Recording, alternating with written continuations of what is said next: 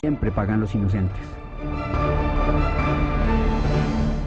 Mi nombre es José Ricardo Sáenz.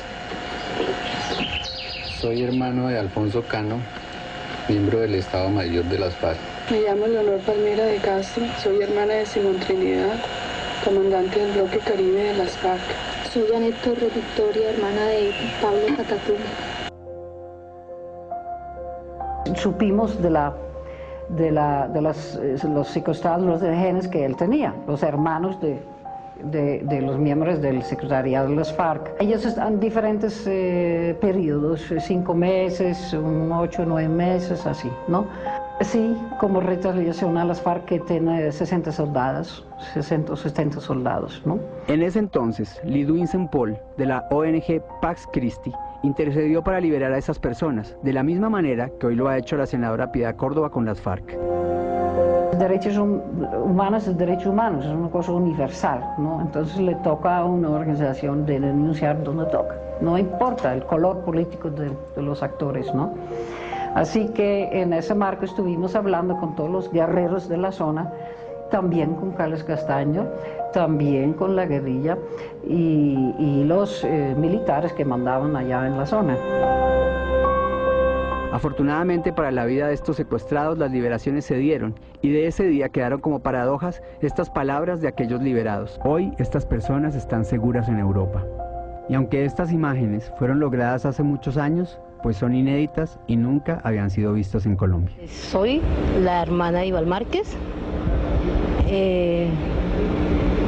Tuve 5 meses secuestrada. Más que todo yo le quiero decir a mi hermano que por favor, yo viví 5 meses secuestrada y que eso no lo hizo a nadie, porque eso es muy tremendo, que por favor suelten a los soldados que tienen secuestrados ellos, a los 70 soldados, que dicha, como la dicha que va a tener nuestra familia ahorita de vernos a nosotros llegar a nuestras casas, la misma dicha la puede tener las madres de los soldados.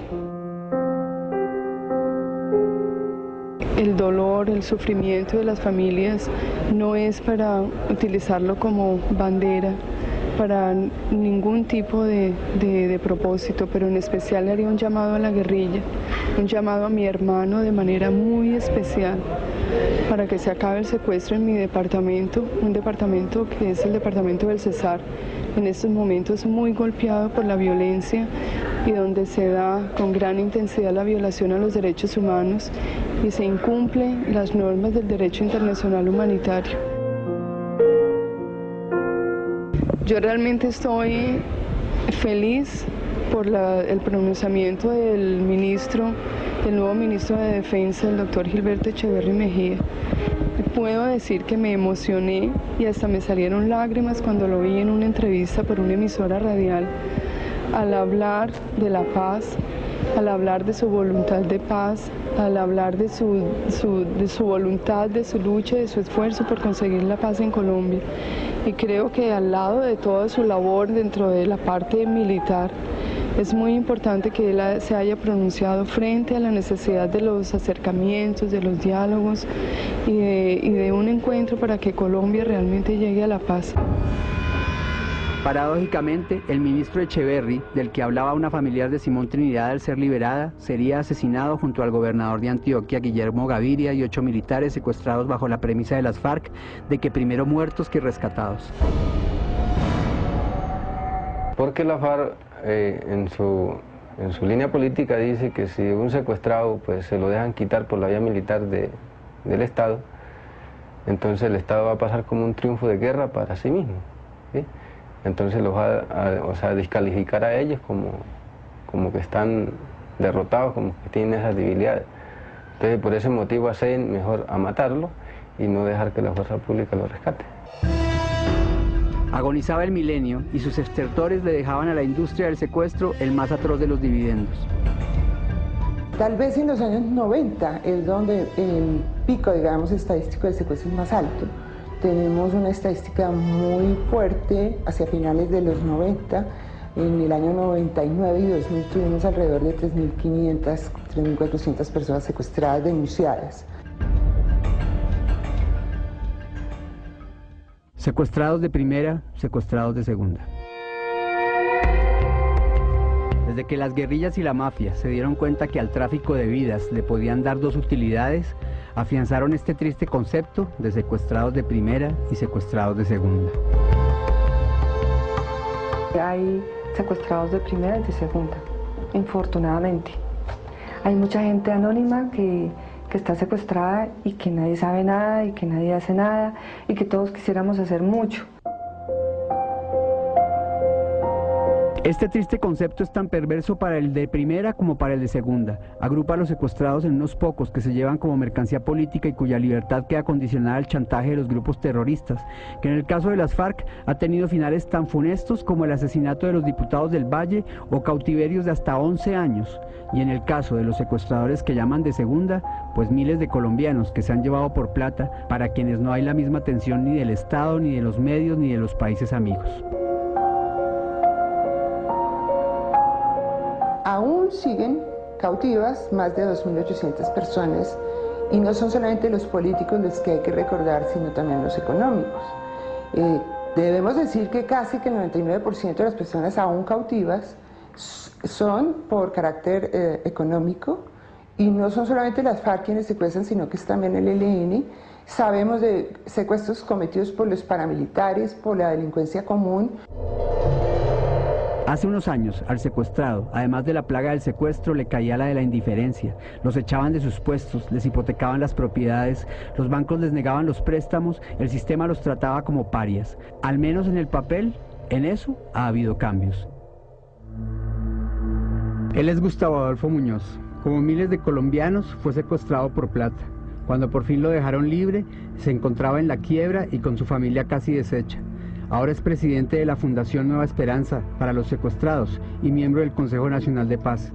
Gustavo fue el ponente de una ley que protege a los secuestrados. El proyecto de ley, que hoy en día es ley de la República desde el año 2004, es beneficios a familiares de secuestrados. Tiene una serie de beneficios que antes no tenían los colombianos, como es poder seguir recibiendo el sueldo de sus empleadores, como es que los bancos no puedan hacer efectivas los cobros hipotecarios, los cobros por tarjetas de crédito. Los colegios y las universidades ya no pueden echar, como lo hacían antes, a los hijos de los secuestrados por no poder pagar una pensión. Las empresas de energía pública, de servicios públicos, por no poder las familias de los secuestrados pagar a tiempo el agua, la luz, la cortaban. Los empleadores cancelaban los contratos de trabajo unilateralmente. Digo unilateralmente porque el empleado que estaba secuestrado no tenía la posibilidad de negociar un nuevo contrato, entonces lo daban por terminado, lo liquidaban. Algunas cosas han mejorado, al menos en el papel, pero para los secuestradores, sus víctimas, las víctimas extorsivas, los de segunda, no son más que cheques en blanco. El negocio del secuestro para los grupos terroristas y la delincuencia común es un negocio como tal, es una industria. De hecho, para los grupos terroristas puede considerarse, después de la cocaína, el mejor negocio. Es su fuente de financiamiento.